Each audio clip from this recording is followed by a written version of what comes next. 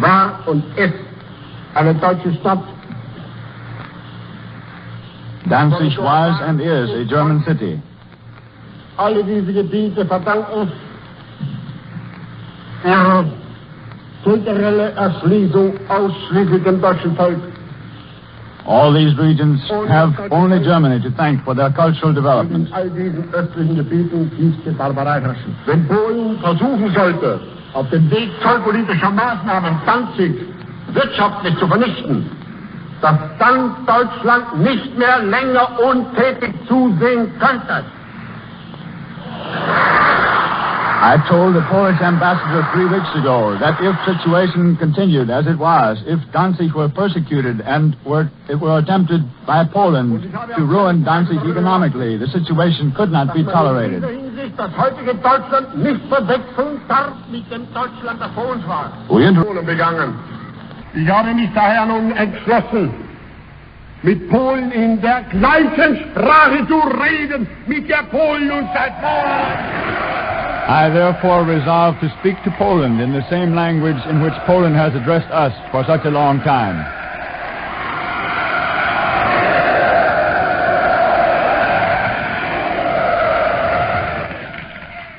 Sie wissen, dass Russland und Deutschland von 2 verschiedenen Doktrinen regiert werden. Es war nur eine Frage,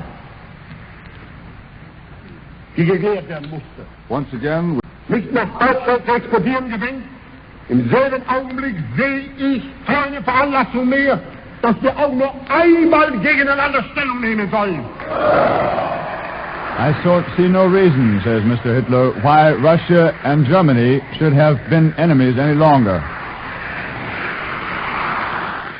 Polen hat heute Nacht zum ersten Mal auf unserem eigenen Territorium auch mit bereits regulären Soldaten geschossen. Poland, for the first time this evening, has shot at regular soldiers upon our territory.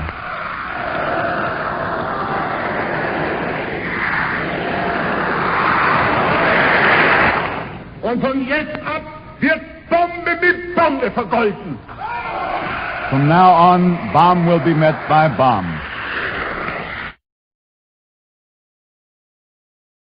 I am speaking to you from the Cabinet Room at 10 Downing Street. This morning, the British ambassador in Berlin handed the German government a final note stating that unless we heard from them by 11 o'clock, that they were prepared at once to withdraw their troops from Poland, a state of war would exist between us. I have to tell you now that no such undertaking has been received, and that consequently this country is at war with Germany. You can imagine what a bitter blow it is to me that all my long struggle to win peace has failed. Yet I cannot believe that there is anything more or anything different that I could have done and that would have been more successful. Up to the very last, it would have been quite possible to have arranged a peaceful and honorable settlement between Germany and Poland. But Hitler would not have it. He had evidently made up his mind to attack Poland whatever happened. And although he now says he put forward reasonable proposals which were rejected by the Poles, that is not a true statement. The proposals were never shown to the Poles, nor to us. And though they were announced in the German broadcast on Thursday night, Hitler did not wait to hear comments on them, but ordered his troops to cross the Polish frontier the next morning. His action shows convincingly that there is no chance of expecting that this man will ever give up his practice of using force to gain his will. He can only be stopped by force. And we and France are today, in fulfillment of our obligations, going to the aid of Poland, who is so bravely resisting this wicked and unprovoked attack upon her people. We have a clear conscience. We have done all that any country could do to establish peace. But a situation in which no word given by Germany's ruler could be trusted, and no people or country could feel itself safe, had become intolerable. And now that we have resolved to finish it, I know that you will all play your part with calmness and courage.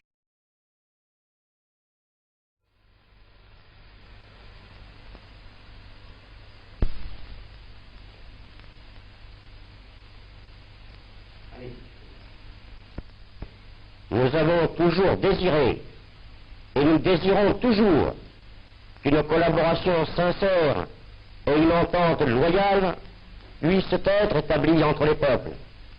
Mais nous sommes résolus à ne pas nous soumettre au diktat de la violence. Nous avons pris les armes contre l'agression, nous ne les reposerons que lorsque nous aurons des garanties certaines de sécurité, d'une sécurité qui ne soit pas mise en question tous les 6 mois. Ce que pensent nos soldats, le peuple de France tout entier le pense, lui aussi. Et le gouvernement, dans son action quotidienne, dans son inébranlable volonté, se montrera digne de la foi qui anime tous les fils de notre patrie.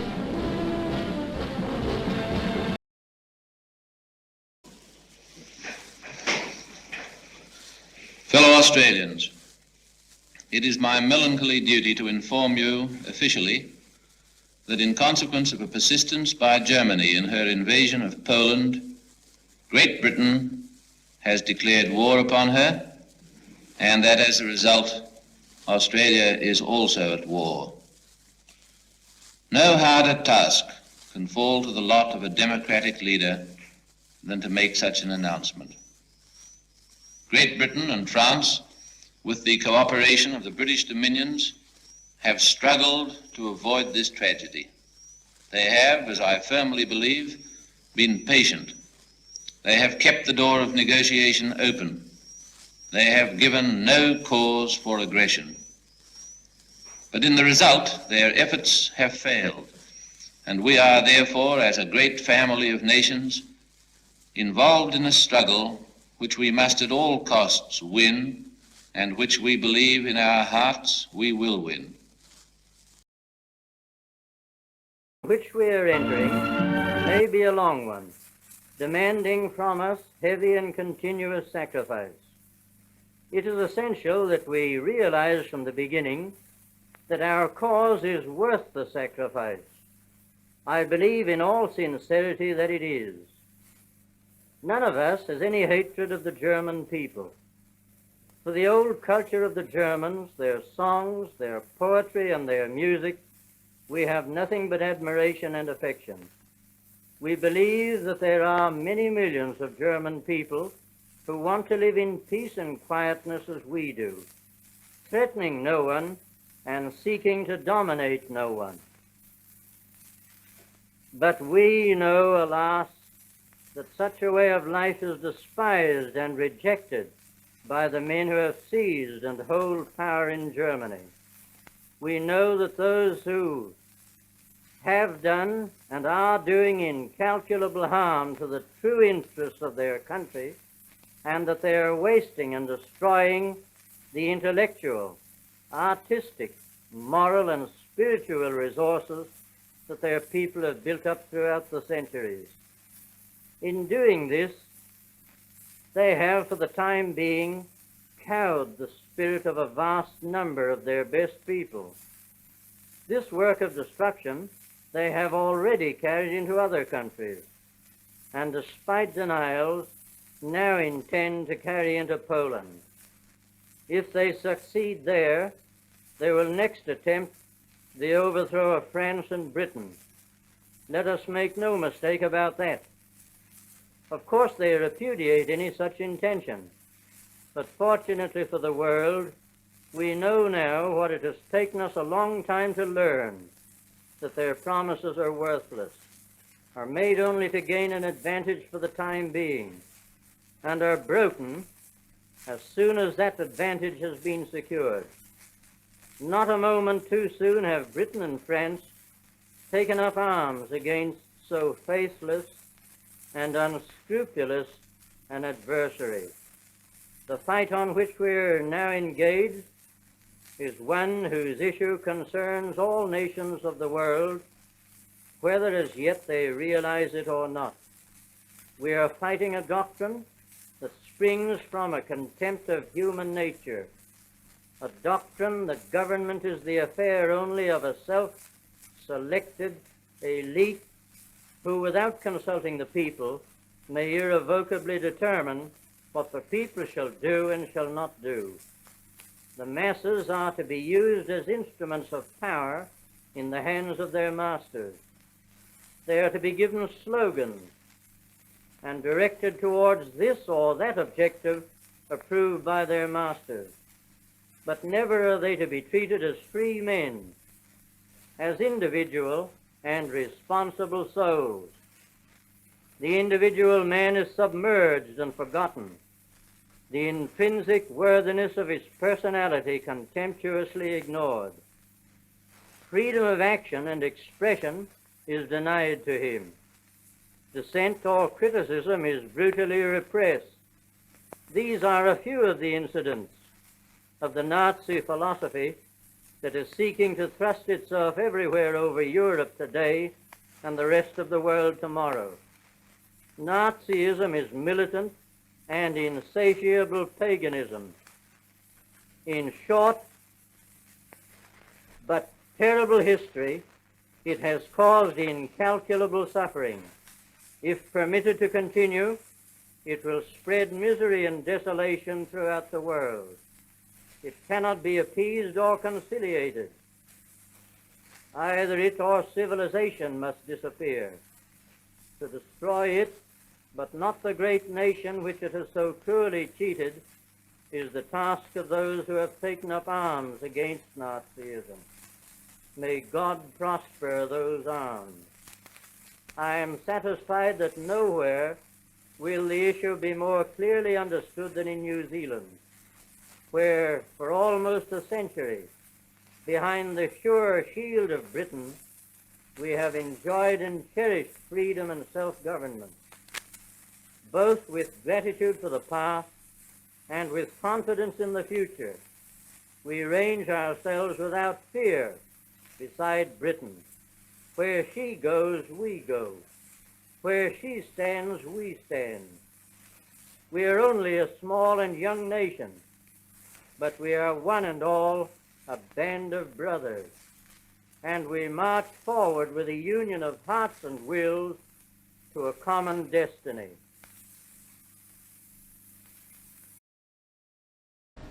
For months, indeed for years, the shadow of impending conflict in Europe has been ever present. Through these troubled years, no stone has been left unturned, no road unexplored in the patient search for peace. Unhappily for the world, Herr Hitler and the Nazi regime in Germany have persisted in their attempt to extend their control over other peoples and countries and to pursue their aggressive designs in wanton disregard of all treaty obligations and peaceful methods of adjusting international disputes. They have had resort increasingly to agencies of deception, terrorism, and violence. It is this reliance upon force, this lust for conquest, this determination to dominate throughout the world, which is the real cause of the war that today threatens the freedom of mankind. The fate of a single city, the preservation of the independence of a particular nation, are the occasion, not the real cause, of the present conflict.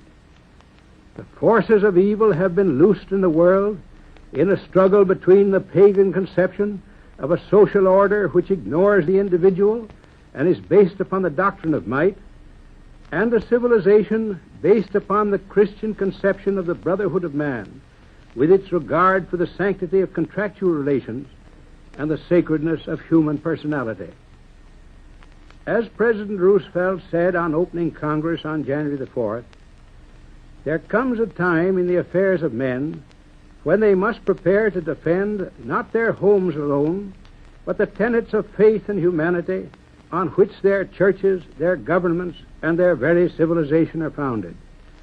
The defense of religion, of democracy, and of good faith among nations is all the same fight.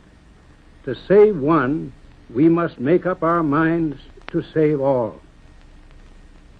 This, I believe, is the position in which all nations that cherish free institutions, individual liberty, and social justice find themselves today. I need not review the events of the last few days. They must be present in the minds of all. Despite her unceasing efforts to preserve the freedom of Europe, the United Kingdom has today, in the determination to honor her pledges and meet her treaty obligations, become involved in war. This morning, the King, speaking to his peoples at home and across the seas, appealed to all to make their own the cause of freedom which Britain again has taken up. Canada has already answered that call. On Friday last, the government, speaking on behalf of the Canadian people, announced that in the event of the United Kingdom becoming engaged in war in the effort to resist aggression, they would, as soon as Parliament meets, seek its authority for effective cooperation by Canada at the side of Britain. As you are aware, I have all along felt that the danger of war was such that Parliament should not be dissolved, but be available to consider any emergency that might arise. Parliament will meet on Thursday next. Between now and then, all necessary measures will be taken for the defense of Canada. Consultations with the United Kingdom will be continued. In the light of all the information at its disposal, the government will then recommend to Parliament the measures which it believes to be the most effective for cooperation and defense. That Parliament will sanction all necessary measures, I have not the least doubt. Already I have received from the Leader of the Opposition and from representatives of the other parties in the House of Commons assurances of their full appreciation of the gravity of the situation and of their desire to see that such measures are adopted as in the present crisis will best serve the national interest. Our first concern is with the defense of Canada. To be helpful to others, we must ourselves be strong, secure, and united. In anticipation of a state of war, the government has already availed itself of the provisions of the War Measures Act to take all essential measures for the defense of our coasts, our land, and our people. As has already been announced, the militia of Canada, the Naval Service, and the Air Force are already on active service. This morning, these measures were supplemented by others, including the proclamation of the Defense of Canada regulations. Measures have also been taken to prevent profiteering in the necessaries of life. Of the latter measure, my colleague, the Minister of Labour, will speak to you in a moment.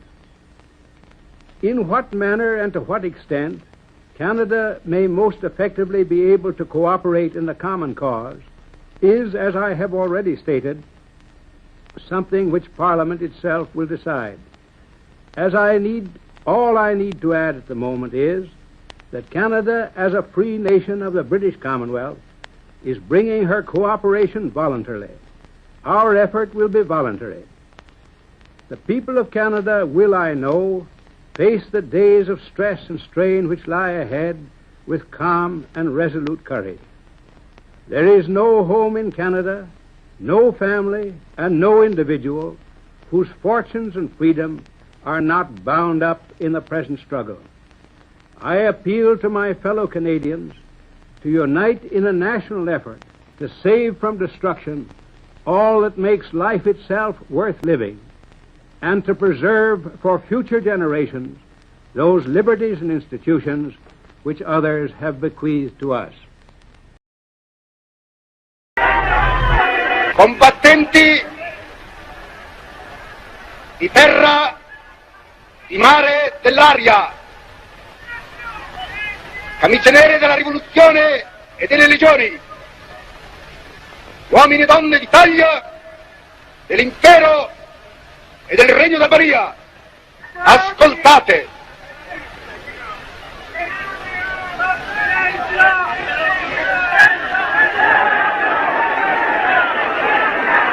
Un'ora segnata dal destino batte il cielo della nostra patria.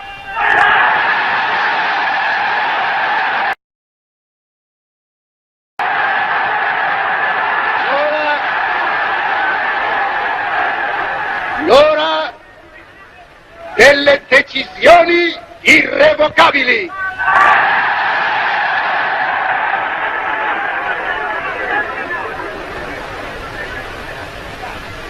La dichiarazione di guerra è già stata consegnata agli ambasciatori.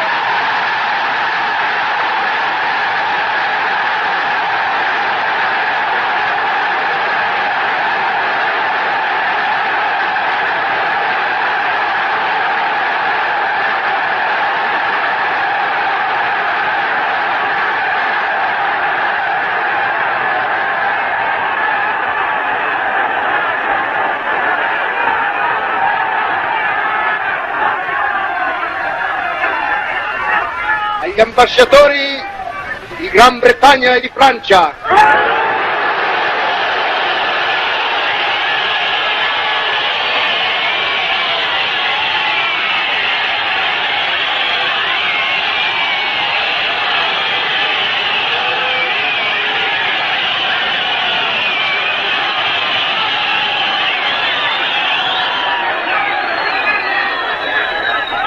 scendiamo in campo contro le democrazie plutocratiche e reazionarie dell'Occidente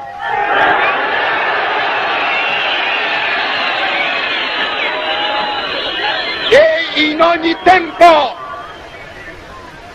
hanno ostacolato la marcia e spesso insidiato l'esistenza medesima del popolo italiano.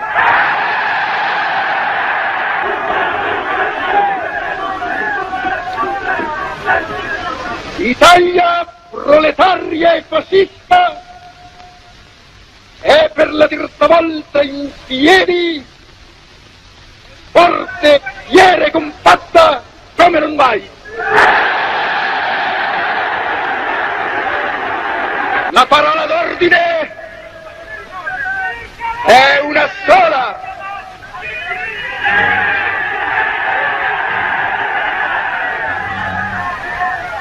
Categorica e impegnativa per tutti.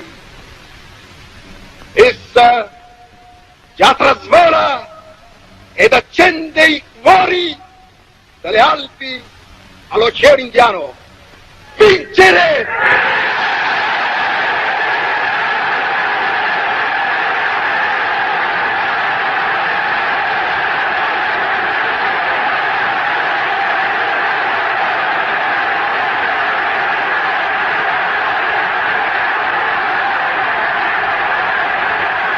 Vinceremo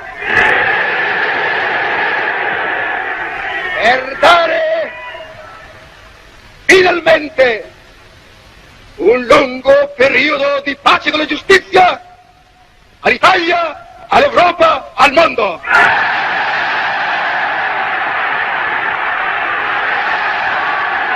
Popolo italiano, corri alle armi e dimostra la tua tenacia, il tuo coraggio, il tuo valore.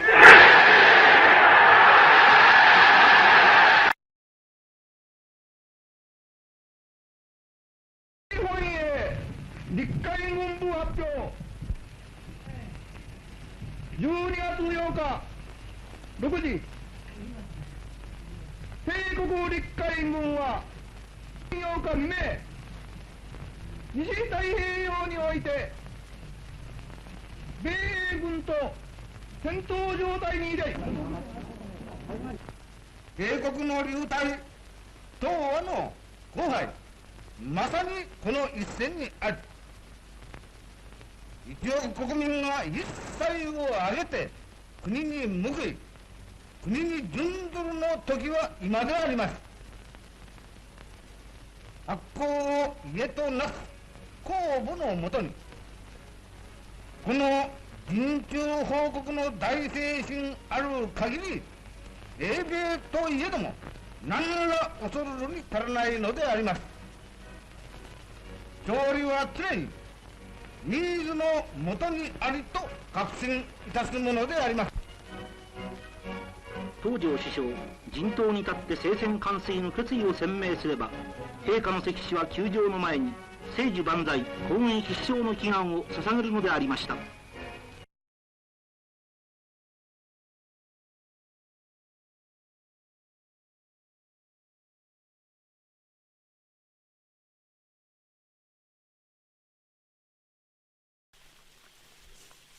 Men and women of Australia, we are at war with Japan. That has happened because in the first instance, Japanese naval and air forces launched an unprovoked attack on British and United States territory. Because our vital interests are imperiled, and because the rights of free people in the whole Pacific are assailed. As a result, the Australian government this afternoon took the necessary steps which will mean that a state of war exists between Australia and Japan. Throughout the whole affair, and despite discouragement, the Australian government and its representatives abroad struggled hard to prevent a breakdown of discussions. Australia encouraged the United States to retain the diplomatic initiative on behalf of the democratic powers. We did not want war in the Pacific. The Australian government has repeatedly made it clear, as have the governments of the United Kingdom, the United States and the Netherlands East Indies, that if war came to the Pacific, it would be of Japan's making. Japan has now made war.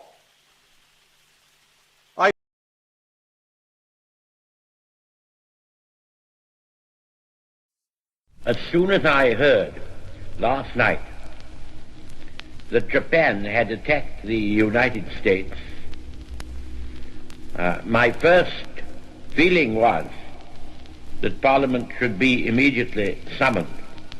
We are fighting for the maintenance of a parliamentary system, and it is indispensable to our system of government that Parliament should play its full part in all the important acts of the state and on all the great occasions in the conduct of the war.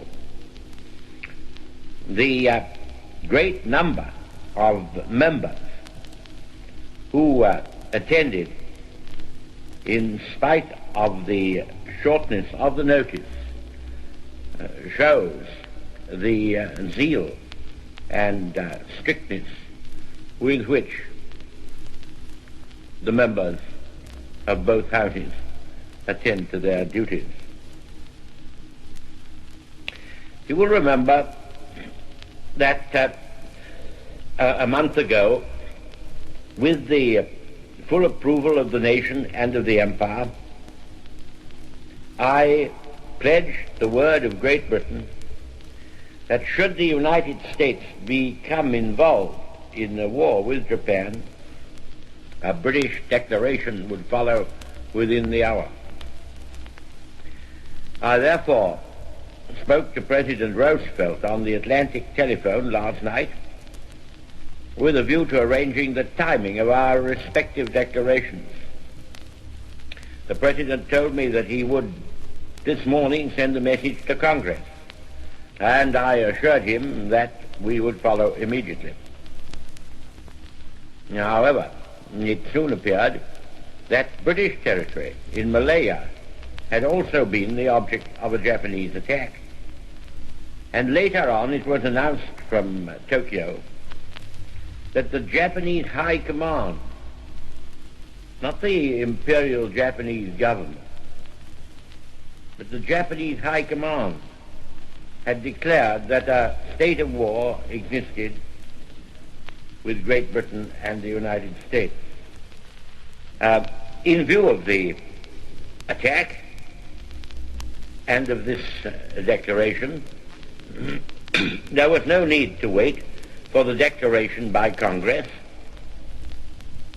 And in any case, there is the complication that American time is nearly 6 hours behind ours. The Cabinet, therefore, which met at 12:30 today, authorized an immediate declaration of war upon Japan. Instructions to this effect were sent to our ambassador at Tokyo and the Japanese chargé d'affaires in London, and his staff have been given their passports. Meanwhile, hostilities have already begun. The Japanese began a landing in British territory in northern Malaya at about 6 o'clock. That's 1 a.m. local time yesterday. And they were immediately engaged by our troops who were there waiting for them. The Home Office measures against the Japanese nationals were set in motion a little after 10 last night. You will see, therefore, that no time has been lost, and you will see also that we are actually ahead of our engagements.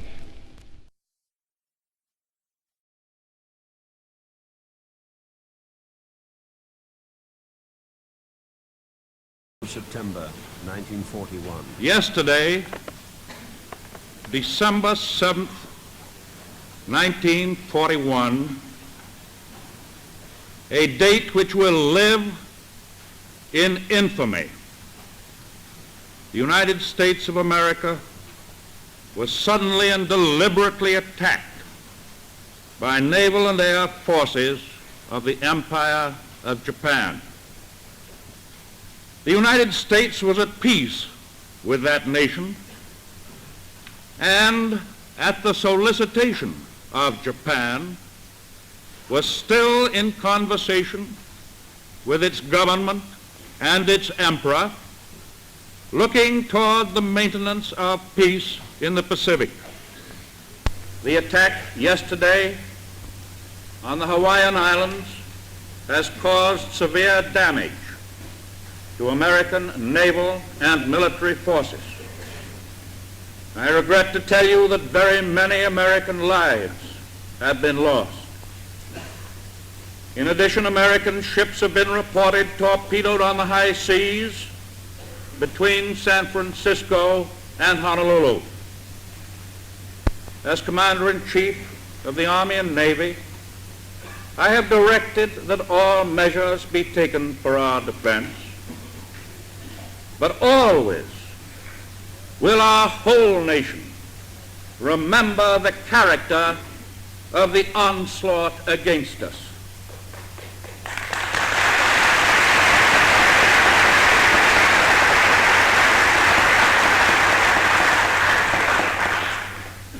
No matter how long it may take us to overcome this premeditated invasion, the American people in their righteous might will win through to absolute victory.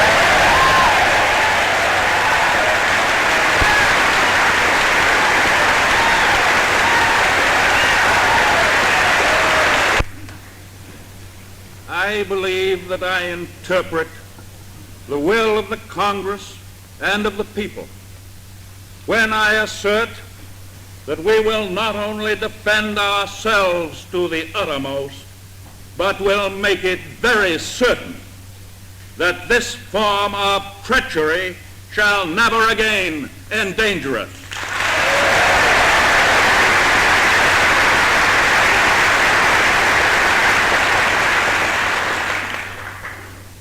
hostilities exist.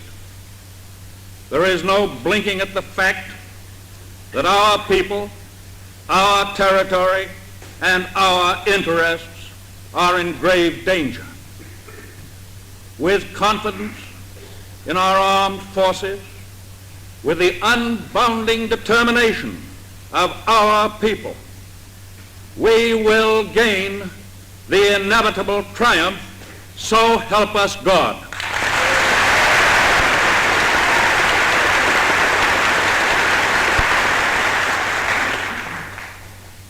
I ask that the Congress declare that since the unprovoked and dastardly attack by Japan on Sunday, December 7th, 1941, a state of war has existed between the United States and the Japanese Empire.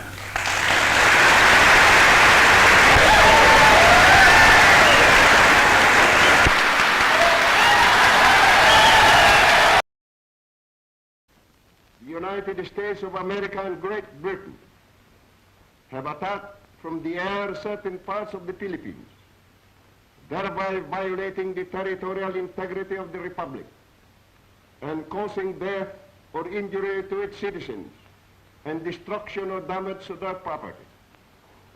Whereas the Philippines must safeguard its independence and territorial integrity, as every self-respecting sovereign state is in honor bound to do.